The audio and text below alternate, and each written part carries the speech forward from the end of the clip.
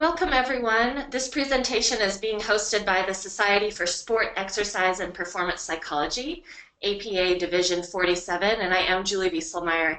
I'm one of your student reps for the Division 47 Executive Committee, and I will be moderating the conversation today. Along with Ryan Sappington, your other student rep, we are thrilled to organize this presentation and engage you in this dialogue about this important and timely topic for athletes, psychologists, and really anyone who encounters sport and exercise in their lives. On today's agenda, we will have 3 presenters and allow for approximately 15 minutes of Q&A at the conclusion. As your questions come up, please do feel free to send in your questions so we can ensure yours is in the queue. And if for some reason you're unable to stay with us throughout the duration of the presentation or know others who are unable to attend, the webinar will be recorded and posted on the Division 47 social media and sent out on our listserv in the upcoming weeks.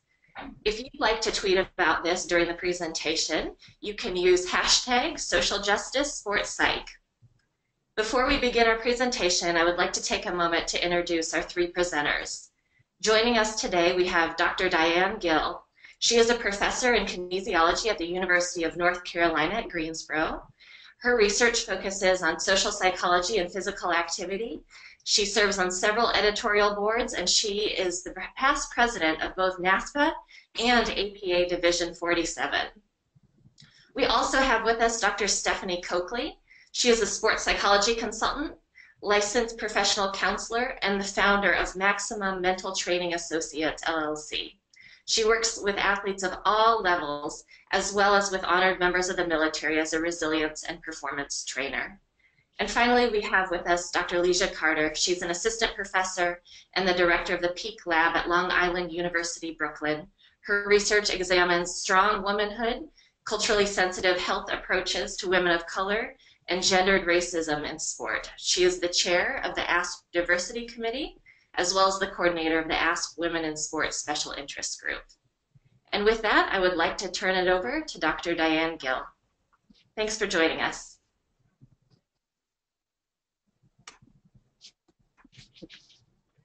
Okay, thank you, Julie, and thanks to Division 47 for taking an action step with this webinar, and thanks to all of you who are joining us.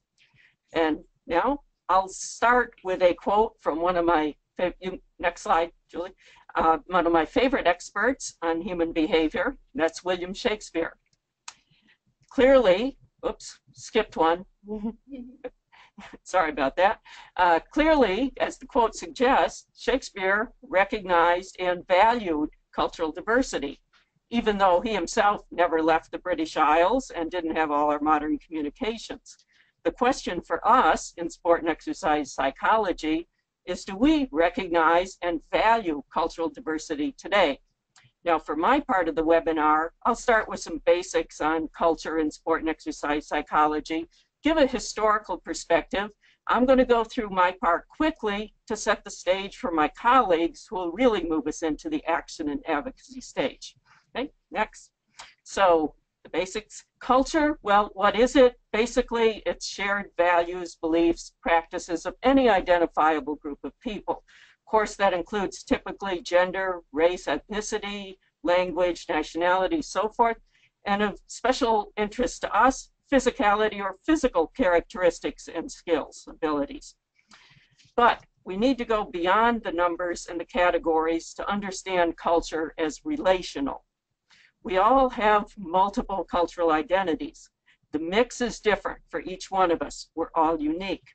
Also, the mix varies across time and situations. For example, sport brings out physical cultural characteristics.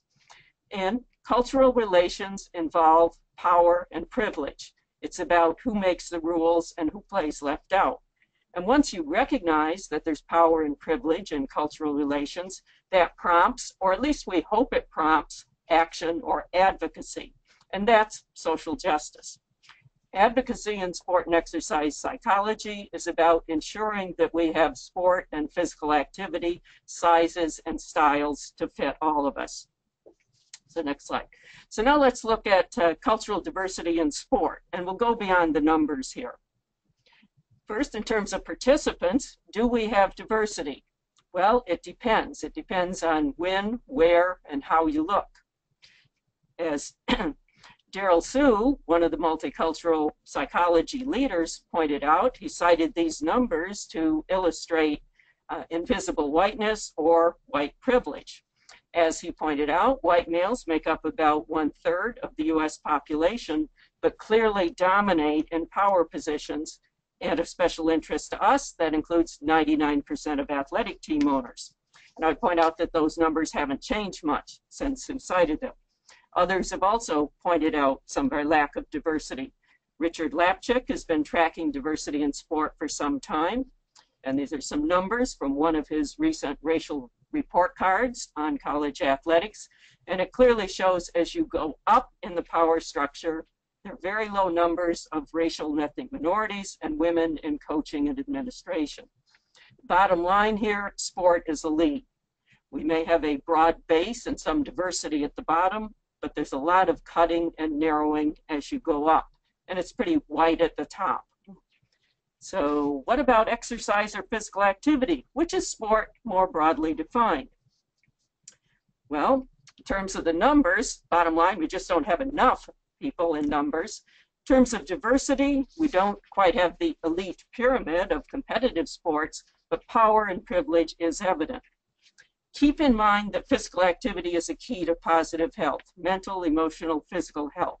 And inactivity is a risk factor. And it's a risk factor of very high prevalence. About 50% of the population doesn't get sufficient physical activity to gain the benefits. And furthermore, of interest here, physical activity or inactivity is not equal. There are wide disparities. Those disparities in physical activity pretty much parallel the widely talked about health disparities in health outcomes, health access, so forth. For example, females are less active than males across all categories. Physical activity decreases with age. There's a big drop in adolescence. That's a major health issue. It's a bigger drop for girls, and it's an especially bigger drop for racial and ethnic minority girls. My point here is that all have a right to physical activity. This is a public health issue, and for those of us in sport and exercise psychology, it's a social justice issue. So now I'm going to get historical here. I'm the historical person in this group.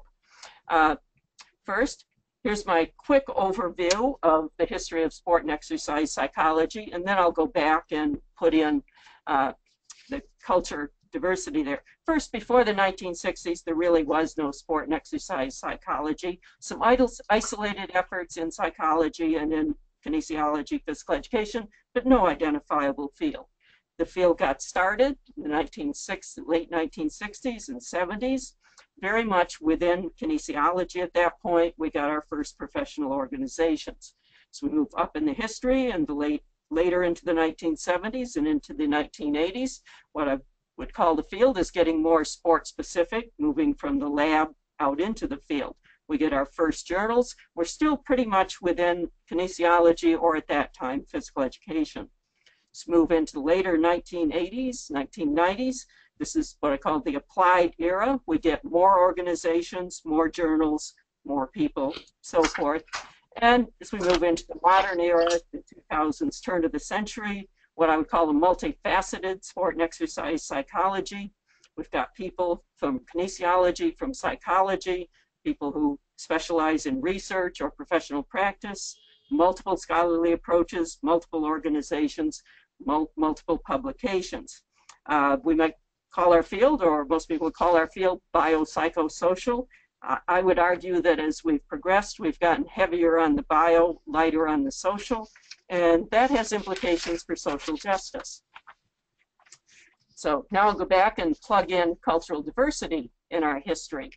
And this is a quick overview. I'll add some details later. In the Roots era, basically dead white men and a very few marginalized women. As Robert Guthrie pointed out in his classic 1976 History of Psychology, even the rat was white. So the field is getting started, live white men, live at this point, and a few, but still very marginalized women. So we move into the 80s and 90s, the applied sports era. White men predominating, a few more women at this point, but little color. So we move into the more modern era, still plenty of white men, many more women, some notable pioneers in social justice, and some diversity statements. Now move on, add a few details to the history and place of culture and diversity in that. Again, in the roots, it's basically dead white men and a few marginalized women, and even the rat was white. As the field is getting started, very much dominated by white men. And we might note here that the international organization, ISSP, started before any of our organizations in the US or North America, but we sometimes forget that. As we move into the 1970s and 80s, the field is moving from the lab to the field. As the title of Martin's classic article, Smocks the Jocks, points out or suggests, it was clearly an athletic and a male field that we were moving into. At this point in time, which is when I was finishing grad school and beginning into my faculty role, very few women on the faculties, very few women leaders in the field. Dorothy Harris stands out as an early president of NASPA, one of the few women who were there and one who kind of paved the way for some of the rest of us. So we continue moving through history, move into the 80s and 90s. With the applied era, we get white men still dominating, a few more women at this point, but still little color. And I would point out that our applied area, very narrow application, very much focused on elite athletes. We get, as I said, a few more women leaders in here. For example, Jean Williams was became president of ASP in '93 after 7 men presidents. I became president of APA 47 after 10 years of men presidents. There were a few women in the editors of some of our major journals or on editorial boards, but heavily dominated by men, and white men certainly. Now, as we move into I'll add some details to bring us up into the present. We can go into the next slide here. In terms of our scholarly literature or research, Joan Duda and Maria Allison, over 25 years ago, or about 25 years ago, called attention to the lack of attention to race and ethnicity in our journals. Basically, there was no attention. Ram and colleagues, about 15 years later, again reviewed the literature and came to the same conclusions. There was still no systematic attempt to include marginalized groups. Sindra Kampoff and colleagues surveyed ASP program abstracts from the beginning through more current times and basically found little attention to cultural diversity. Most of what diversity was there was related to gender, and most of that was simply gender differences. Issues weren't addressed, there was no critical analysis, and furthermore, there'd been very little change or progress in the most recent 10 years. So basically, there's still a void on diversity issues in our scholarship, and I would also point out that our journals are very much English dominated in terms of the editors, the boards, as well as the articles. Our professional practice is very much elite focused, I argue very elite focused, perhaps narrower. And overall, the persistent lack of attention to diversity in all of our work really reflects privilege, which is an institutionalized advantage. It's about who makes the rules. Ted Butrin had a great article, I believe it's 2003, a little over 10 years ago, that's a good reminder of white privilege in sports psychology, and it's a good check to remind all of us of our privilege. Just about everybody out there has privilege one way or another. Many of you have white privilege, many of you have male privilege. If not that, I'm sure you're college educated, most of you, able-bodied, and probably pretty skilled, which is a big privilege in our field. Would also point out that at this point, advocacy, social justice is really not in the picture. So now turn to a more positive note here. And first note that psychology, and specifically APA, has made moves toward cultural diversity and social justice. The APA Public Interest Directorate is a long-standing, one of the 4 major directorates. And their charge, basically, is to apply psychology to problems of human welfare and social justice. Their major objective is basically to promote health and well-being for all, which is a good objective for all of us in our field. APA Division 47 adopted a diversity statement in 1993. That's just about 25 years ago, largely due to the efforts of Steve Heyman. And I want to call attention to Steve Heyman, who was a founding member of APA 47, one of its early presidents, and also a strong advocate for diversity. Steve was a great colleague. He was an openly gay psychologist, and he died rather tragically. The diversity statement, which was largely his initiative, was adopted shortly after his death. And now let's turn to some more notable pioneers for some uplift and positive energy here. Carol Oglesby is long an early advocate, strong voice for women, and indeed for all social justice issues, and still is. That's Steve Heyman in the black and white photo there.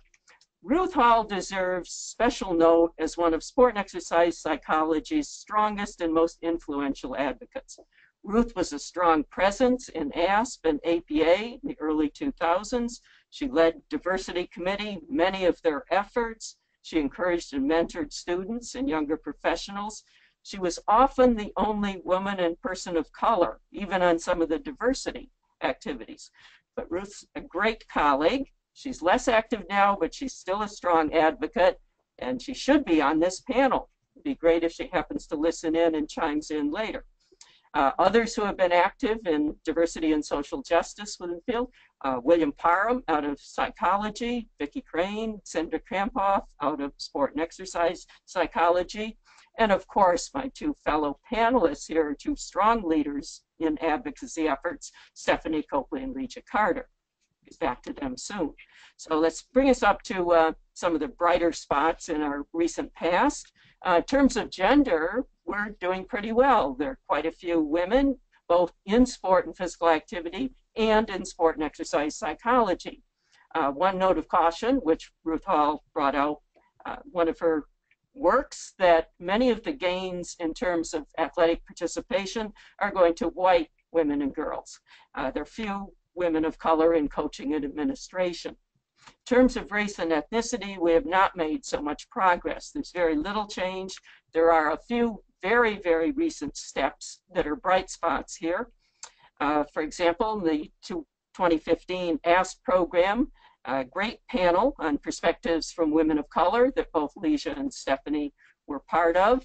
Other things on the program or in my review of abstracts see promise that some abstracts are starting to address some of the issues. For example, intersections, some of the other issues, disability, multicultural issue, addressing power and privilege, LGBTQ issues, still some promising things there. Still, I would point out that we're very much focused on elite athletes. There's still many left out and marginalized in our sport and physical activity settings. So our next steps are to really move toward social justice in sport and exercise psychology.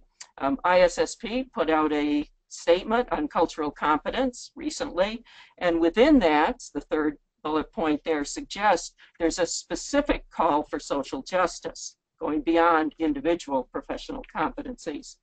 And that's our charge, to go to action, advocacy, social justice in sport and exercise psychology. And that means advocacy, advocating for the health and well-being for all our participants with no more left out. So to help us in those efforts, and these are some references, again, the slides will be available later, but I'm going to turn it over to our two key leaders who are here, my fellow panelists, Stephanie and Legia, to really move us into the action phase for social justice. Thanks.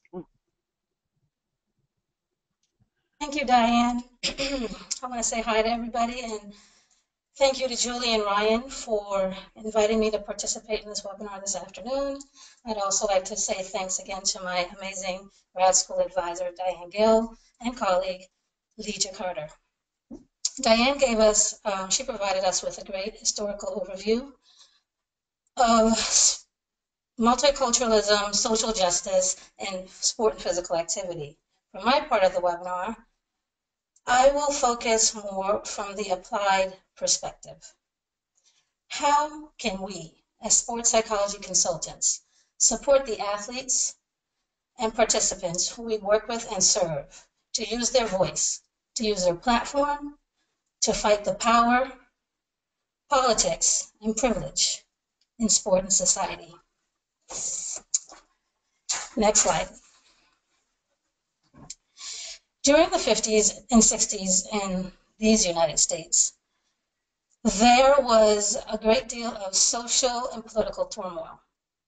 And after the breaking of the color barrier by Jackie Robinson in 1947, there were those who believed that sport was a great equalizer. If you could participate, if you had talent, you were going to have opportunities to play. Unfortunately, due to the social and political climate in the United States, that was not the case. So athletes who were able to participate because of their talents were often frustrated by the discrimination and racism that they often felt.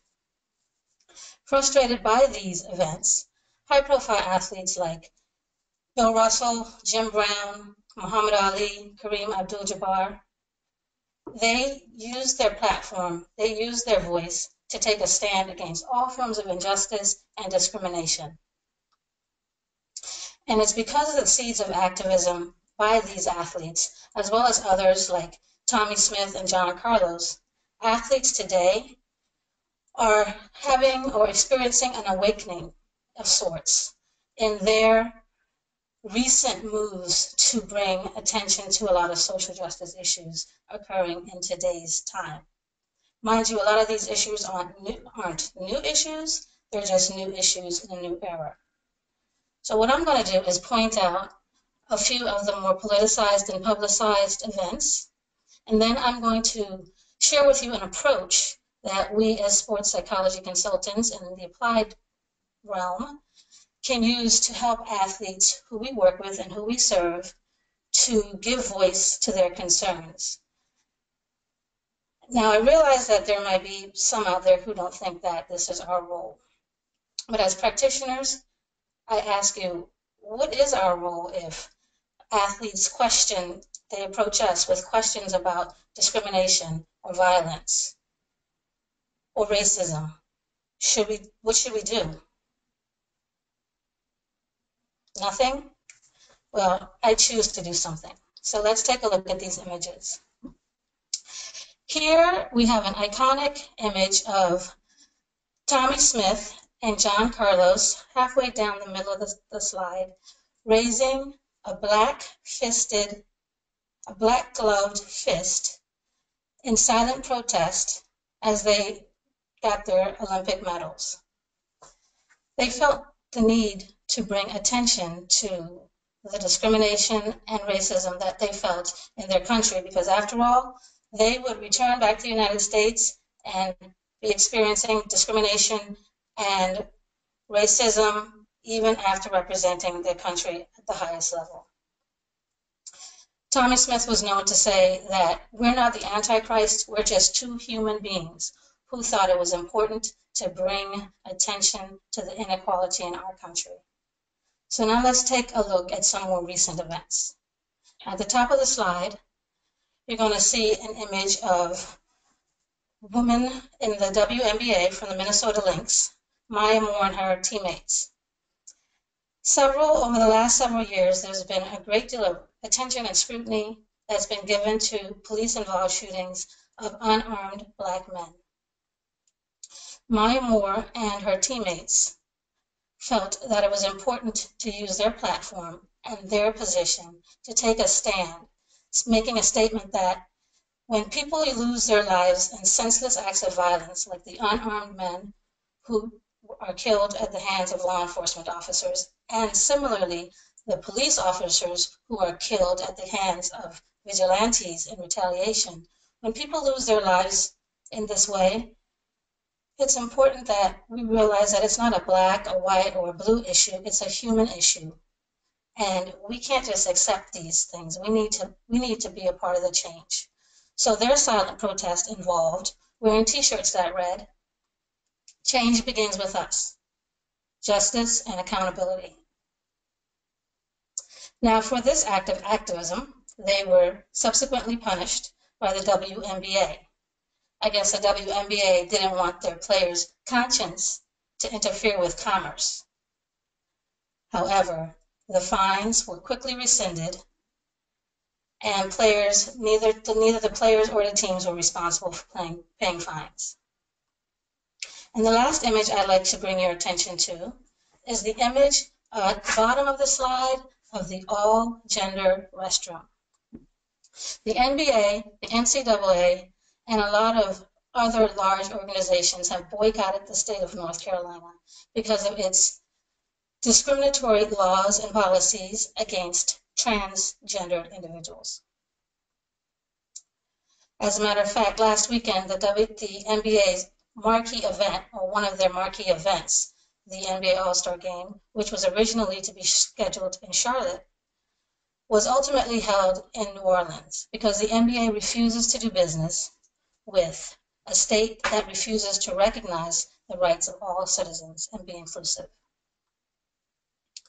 Now, we could talk about all these issues of social justice and athletes and activism, but I want to point out that there are those amongst us in our society who believe that athletes don't have the right to express their opinions and their beliefs about social justice issues.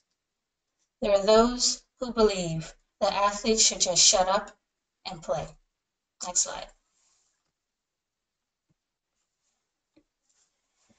All right, so as sports psychology consultants, when unfair practices are taking place in society, we have to realize that the athletes who we work with and serve are influenced, can be and are influenced by discrimination, marginalization, prejudice, and racism.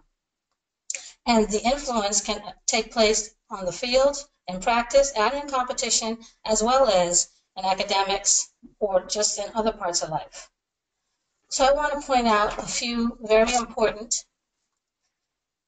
details from the document that guides the way we conduct our professional practice. As sports psychology consultants, we are bound by ASP's ethical codes and standards, also known as the Ethics Code. I will highlight a few key points. In the Purposes and Organization section, there are 4 bullet points regarding the ethical practice of sports psychology. I will highlight 2. The first one, the Ethics Code states that we are to protect the dignity and the welfare of people we work with and serve. It also states that we are to respect the autonomy and independence of people we work with and serve. The preamble goes on to say that ASP members may fulfill many roles based on their professional training and competence. It also goes on to say that their goal is to broaden knowledge of this behavior and, where appropriate, to apply it pragmatically to improve the condition of both the individual and society. I want to strongly encourage you to read the Code of Ethics that guides the ethical practice of sports psychology, because I don't have time to go into all of its elements right now, but believe they are very important in what we do. But so why did I go through all of that? I went through those details because I want to point out that there's no need for us to ignore the elephant in the room. If athletes who we work with are negatively impacted by issues in our society, or if they have strong beliefs about things that are going on in society, we can support them. We can help them to give voice to their concerns. There's no need to ignore the elephant in the room. But when it comes to issues of social justice, as a practitioner, I take my cues from the athlete. So if an athlete comes to me and they're pissed off, they're conflicted, if they want to take action, I can engage them by doing 2 things. First, I can help them to get in touch with their authentic self, because it's very difficult to take actions that are meaningful when you're not exactly sure why something matters to you or why something bothers you. So first we try to help them identify their authentic self and define that. And then the next thing we will do is to support them through any steps of action by using an ethical decision model. Now first, the authentic self. How do we allow or help our athletes to define who they are authentically? Well, first, we need to listen to their story. And this is where cultural competence, as Diane mentioned earlier, is extremely critical. We need to listen to their story, find out what matters to them, why these things matter. In addition to that, we need to encourage athletes to think critically about who they want to become and what they want to become. What are their values and beliefs, and are they living a life that's in keeping with these values and beliefs, especially as it relates to issues in our society? After they've assessed their values and beliefs and their experiences that have helped to shape who they are today, we want to pull out from them some goals. What do they want to accomplish? What are they motivated by? Would they like to just draw attention to the matter? Do they want to change the matter or the issue? Do they want to raise money to dedicate towards fighting these social justice issues? What is it that they're trying to accomplish? And finally, take action if that's something that they conclude is necessary in order for them to be authentically themselves. The last piece I'd like to address is this issue of inner peace.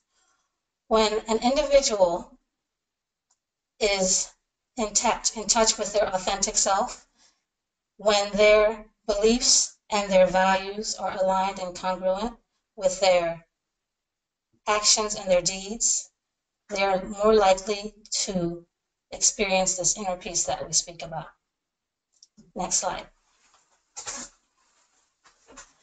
Now that we have helped our athlete get closer, or we have helped our athlete define their authentic self, now we can help them to make some decisions that are well thought out, responsible, sound, that will allow them to make actions and advocate for the social justice issues that are important to them.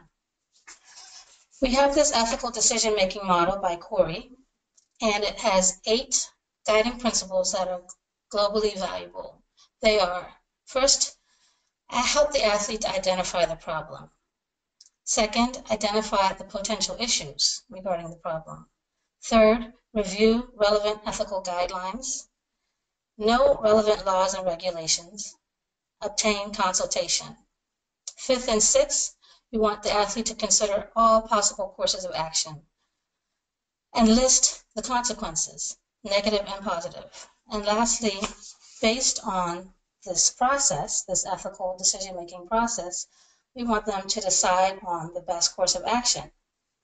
And if they decide not to take action, that's okay as well. So as a way to illustrate the use of this model, I thought I'd use the University of Missouri's football team as a case study. So if you recall, back in 2015, the University of Missouri's football team boycotted all football operations. So if we go back to the other slide, Julie, please.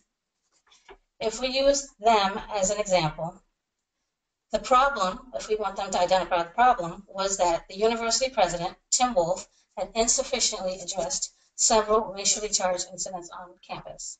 And as a result, we're looking at the second stage of the model now, identifying potential issues. As a result, racism or racially charged incidents continued to happen. There was an increase in student protests, and there was also one student who was on a hunger strike.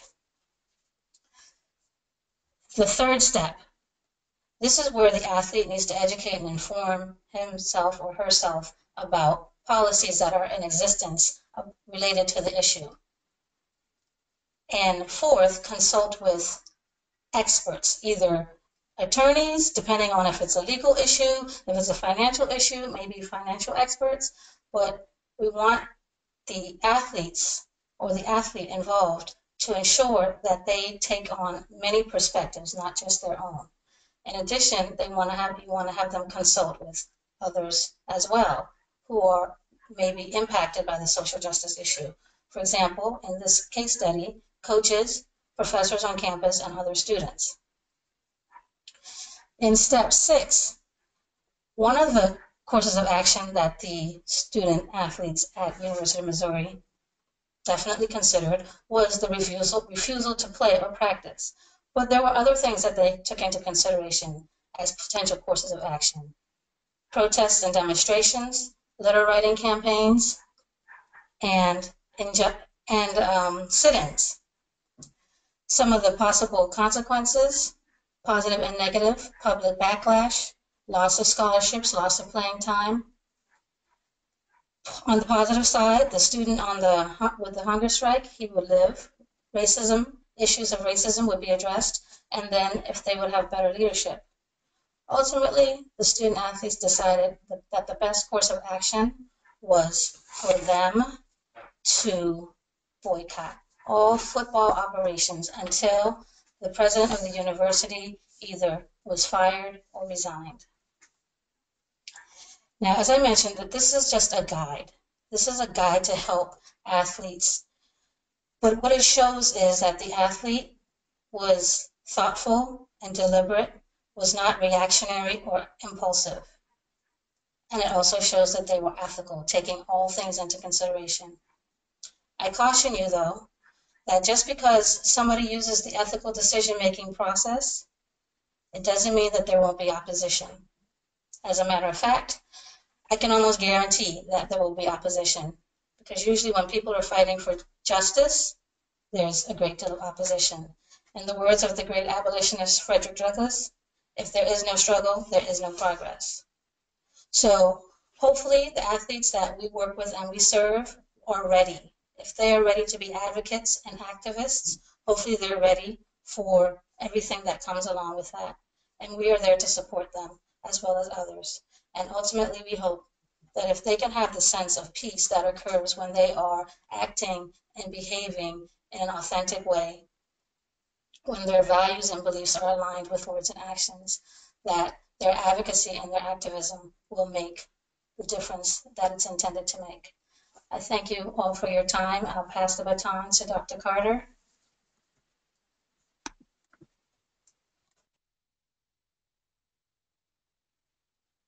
Hi, everyone. So I'm going to talk to you about the importance of reflexivity in athlete activism and identity development. Julie, you can go to the next slide. All right. So primarily within my slides, I'll talk about the challenges to sport activism, the importance of reflexivity, and I also will share a little bit about how there are similarities between sport development and advocacy. Julie, next slide. So when we think about sport, we think about competition, we think about wins and losses, athleticism, structured play, and fans. With that, sport is situated in a neutral space where athletes should play and not protest. Next, yep, thank you. And advocating for social issues like Black Lives Matter, gay rights, and women's issues are seen as political. As such, when athletes discuss those social issues, when we see athletes advocating for Black Lives Matter and gay rights, they are making sport something that is seen as non-political, political, and perhaps even controversial, for which themselves may be typecast as disruptive. Next slide.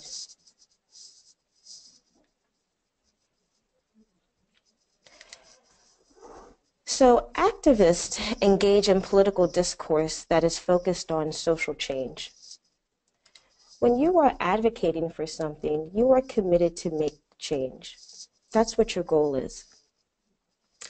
And members of the sport industry may see this as separate from being an athlete, that athletes are there to play, they're there to win, and not to ruffle feathers. Therefore, activism, which is typically grassroots and empowering, challenges the status quo of the very structured, powerful institution of sport.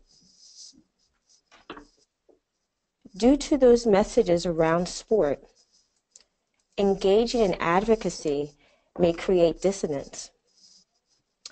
Now, we've heard of the cognitive dissonance theory, according to Festinger, that cognitive dissonance is the tendency for individuals to seek consistency between their thoughts and behaviors. When there is inconsistency, dissonance can occur. Athlete activists can experience this dissonance as their athletic self paints the picture of a neutral actor in sport. However, their behaviors are political responder to social issues. Dissonance between thinking one must be neutral due to sport versus engaged in social activism is a very tough position to be in. Next slide. Most activists are everyday people who are committed to social change. When we look at the Women's March on Washington, that was just everyday people who were going out to share their voice, to say that we are not going to stand for injustice. Most activists you didn't wake up to say, I'm going to be an activist. But you're committed to social change, you're committed to advocacy. And it's important for us as sport psychology professionals to know that. And so in that, athletes don't set out to be activists, and they may experience confusion due to the apolitical messages around sport. This confusion may cause the athlete to question their civic responsibility versus their sporting allegiance. It's not uncommon, again, because the athlete is just an everyday person, to say, yes, I want to advocate for women's rights, but the neutral messages around sport conflict with that. So advocating for issues, again, can be overwhelming for an athlete. And as sports psychology professionals, assisting athletes in processing their personal advocacy as well as their advocacy efforts is very important. And perhaps that's a role that we can think about playing, is helping them process that journey of their personal activism. Next slide, Julie. So this is where reflexivity comes in. I'm a big proponent of reflexivity. Reflexivity is the process of ongoing inner dialogue with yourself, as well as having dialogue with others. It allows you to unpack personal and professional experiences and biases. And for athletes who are just beginning to uncover and just jump into this world of advocacy, discussing reflexivity would be an important process because it allows them to understand their own advocacy journey, what it means for them. It allows them to reflect on their experiences, their purpose, and their process in advocacy. Now, in comparison, reflexivity for sport and exercise psychology professionals is important as well. As a professional, you would want to reflect on any shared and non-shared experiences you might have with the athlete or that the athlete is voicing. It allows you as the professional to unpack your biases and areas of privilege and oppression as you work with your athlete in finding their activist voice. Also, in contrast, you may experience as you're working with your athlete, You might experience feelings of guilt or shame due to your privileged status, or you might experience feelings of disappointment or confusion around areas of oppression as you're helping your client, as you're helping your athlete find their activist voice. So you can use reflexivity to process this. Also, reflexivity will allow you to understand your role as sports psychology consultant and support. Where exactly are you, how are you helping your athlete in their journey of activism and or advocacy? Next slide, Julie. Now specifically, or more specifically for the athlete, reflexivity, the benefits of reflexivity include answering the following questions. The first is, what is happening in the world? And if you can show that first animation. Thank you. So it helps the athlete to reflect on issues of injustice, the historical and current causes of these injustices, and their process in advocating for those changes. Second, it helps the athlete to answer the question, what can I do and who am I? It helps them reflect on areas of power and privilege and oppression, and how this relates to their activism journey. And finally, it helps them answer the question, how might sport serve as a vehicle for change? Does it serve as a vehicle? Can it serve as a vehicle? What are my experiences in doing so? You can go to that next slide.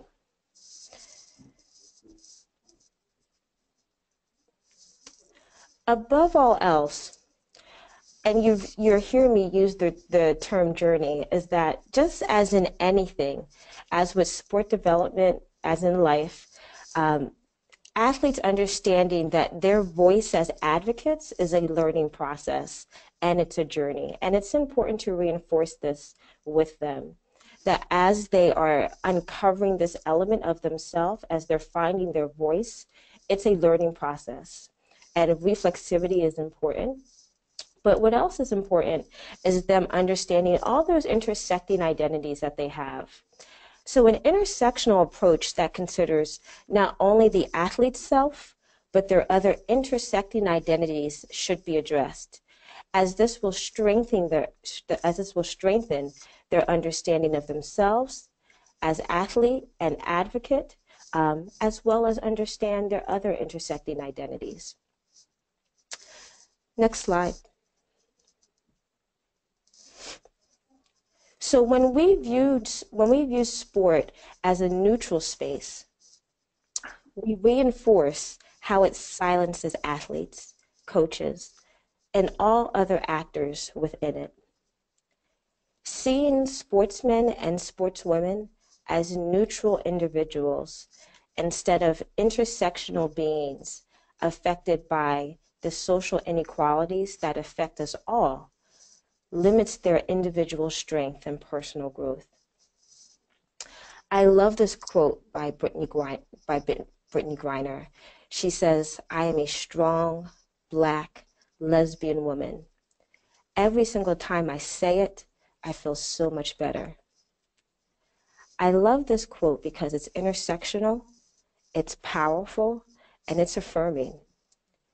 It also illustrates how identity development is a process of continual growth.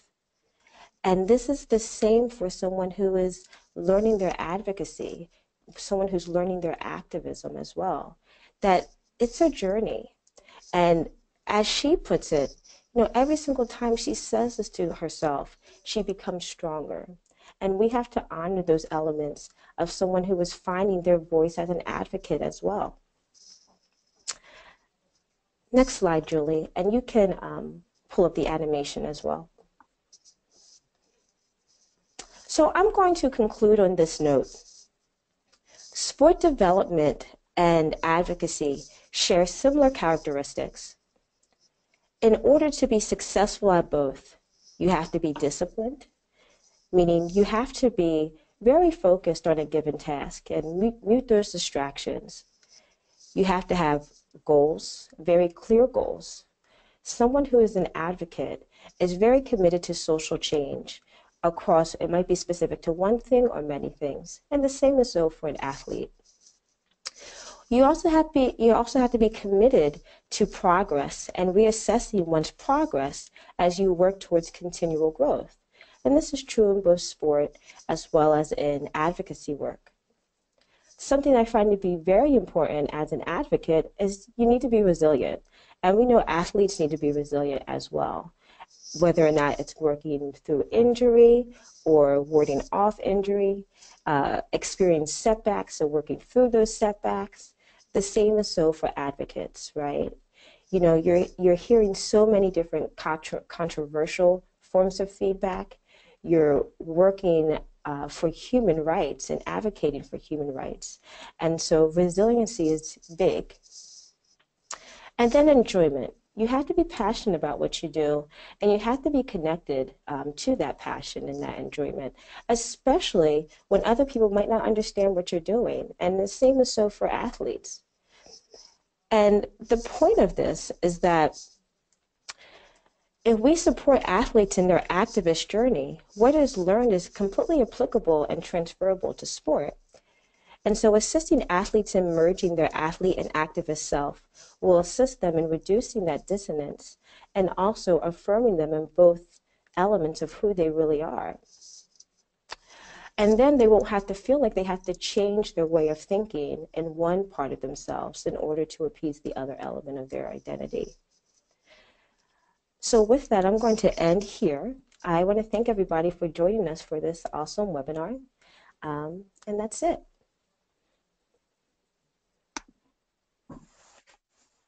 Thank you, everyone, for being on this webinar with us, to both our participants and to our presenters. We do have a couple of questions, and I'd like to open this up to any of our presenters, but could one of you talk about an experience you may have had where an athlete is experiencing how cognitive dissonance may have affected them, also using that ethical decision-making process, but where an athlete may have either decided to take action or maybe decided not to? I can take that one. Recently, based on a lot of the events of last year, there was an athlete that I had a working relationship with who did not approach me. And so I was actually unable to help him. However, he, instead of, because he didn't know exactly how to proceed and use his voice in a most effective way, he kind of reacted. He reacted impulsively without thought. And ultimately, probably the things that he feared, which was backlash from coaches, administration, and such like that, and things like that, caused him to then disconnect rather from his advocacy stance. So he took a stand, but it was not a really well thought out stance.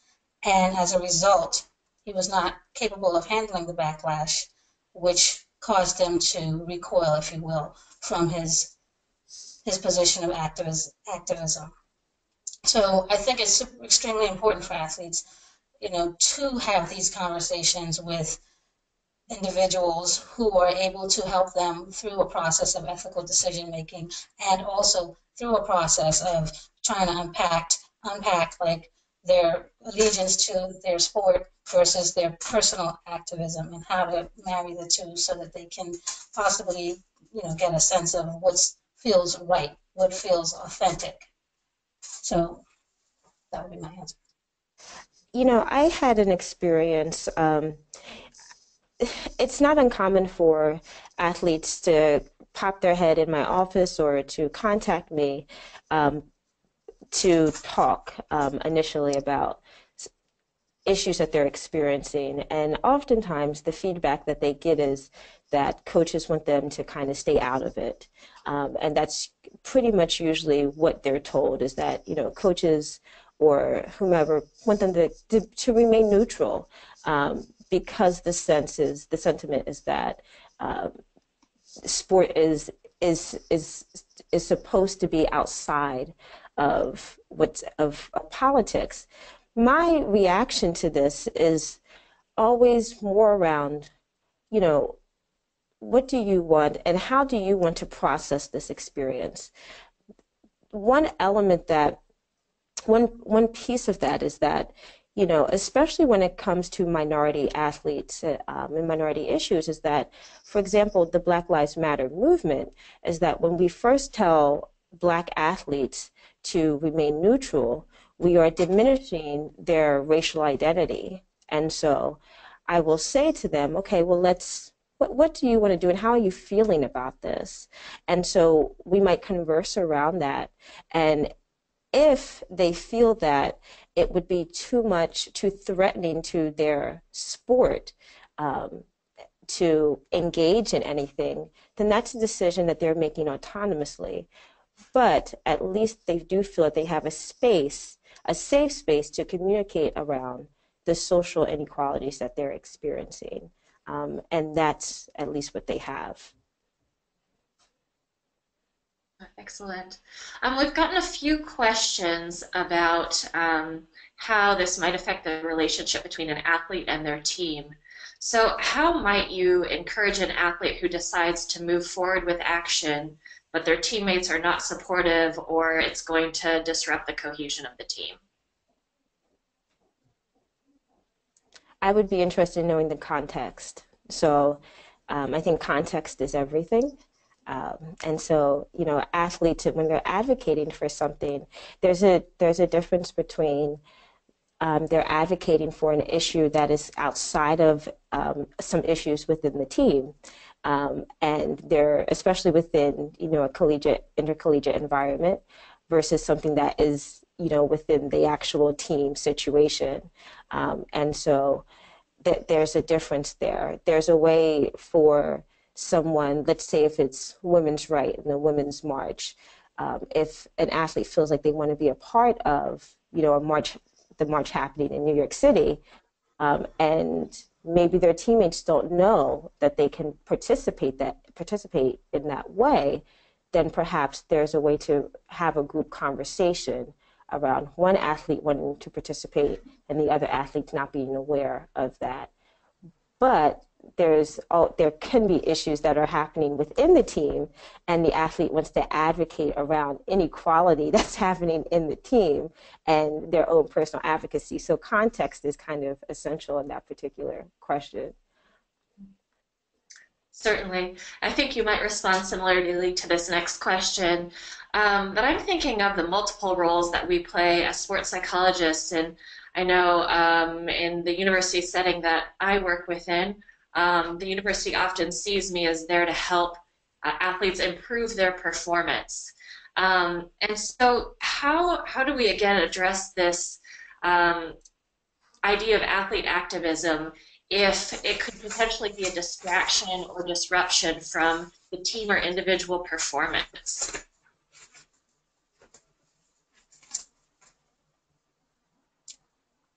I'll take that one. I think with all of this, it's important that we proceed carefully and to avoid social activism becoming a disruptive piece of a disruption to the team. I think you need to incorporate as many of the powerful voices, if you will. For example, a coach, an administrator, to participate in the dialogue associated with the athlete's desire to be activists or advocates for social justice issues. So my answer to that question, I guess, is proceed slowly and with caution. I mean, activism is not something that has to take place in a day. It can take place across a period of time. And it's better that if you decide ultimately to take action, that you take action that is well thought out, that does include multiple voices and multiple perspectives, that is based on sound judgment. The more time you give to that process, hopefully there will be fewer of the distractions. But as I pointed out, there's only going to be, there will still be opposition. So I think that it's important for people to recognize that even if you do things very, in proper fashion, if you will, there will be opposition and there will be distractions and it will potentially come to a head. But that's okay sometimes, especially if the end result is the change that people are looking to see. I would add something to that one. I think Stephanie and Lydia have talked well about encouraging athletes or considering the ethical decision making. But I would also point out, as professionals, sometimes our role is to advocate, and particularly if there are things that affect a range of athletes, if athletes are being silenced, if they're being mistreated in any way, if they're being asked to go against their conscience, it may be our role as professionals. We're part of the institution, and it's institutional change we need. So maybe it's our role to speak up, especially when the athletes are in an awkward position and can't do so.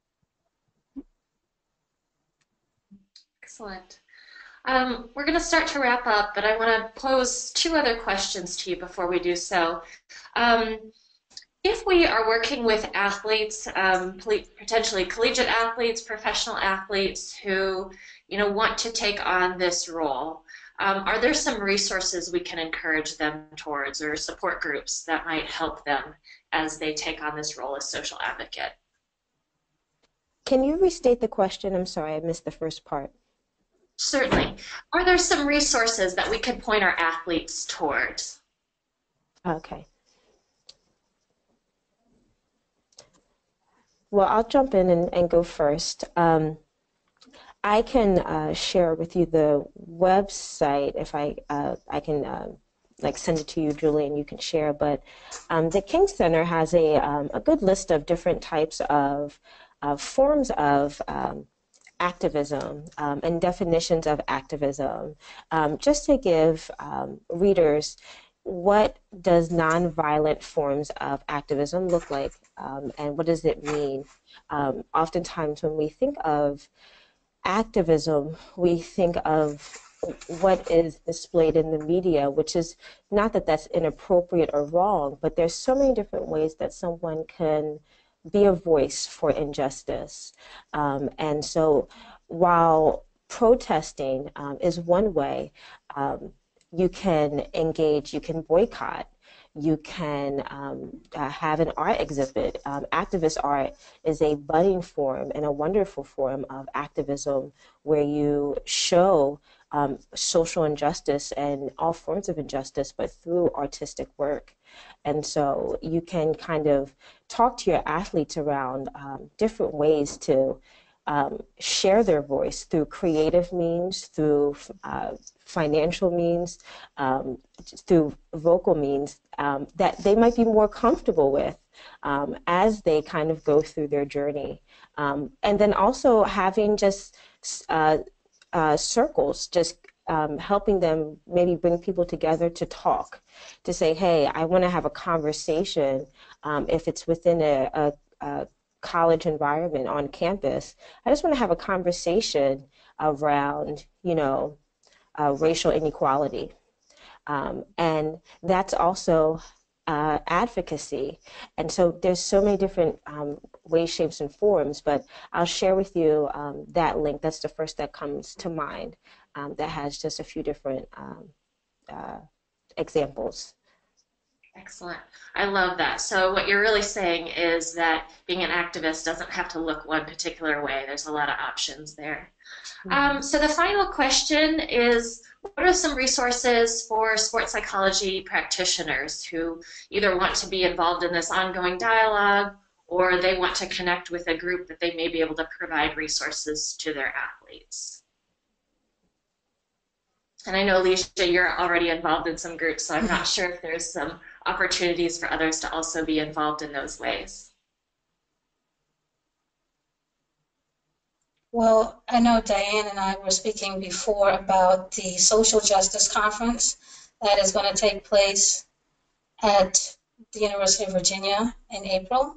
So that's an opportunity for anybody in our field. It's going to be in less than 2 months to come and learn more about how sports psychology consultants and sports psychology professionals can navigate this space so that we can be the support and the advocates, as Diane mentioned, for the athletes that we work with and serve. So that's definitely one that's coming up and is available to all of everybody on the line and everybody on the panel. And that's April 7th and 8th. Thank you. Excellent. Well, we will go ahead and post the link to that social justice conference, as well as the website that Leisha mentioned, on our social media. With that, I'd like to bring us to a conclusion. And again, thank you to all of our presenters who joined us today, as well as to the participants and those who are listening in from all over. Please do continue to join us. We will keep this dialogue ongoing on our LinkedIn, Twitter, Facebook, and on our website. Thanks so much.